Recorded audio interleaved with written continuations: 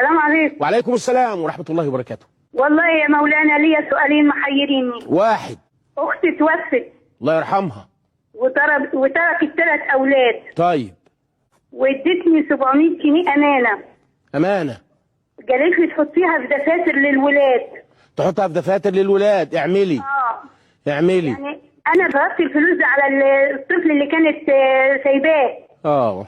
لان ما كانش معايا امكانيات اجيب لبن للطفل ده. لا اله الا الله. لا اله الا الله. بعد ما ربنا وسعها عليا اعطيت ابوه 45,000 جنيه. 45,000 بتوع ايه؟ خفت اكون ضيعت من الفلوس دي. تقومي تدي كمان ابوه عشان يتجوز بيهم؟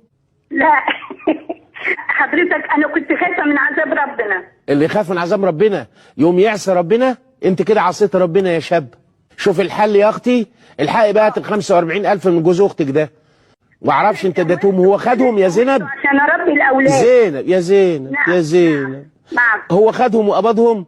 خدهم. وانت قلت له ايه وانت بتديهم له؟ قلت له يعني ده تعويض. تعويض عن ايه؟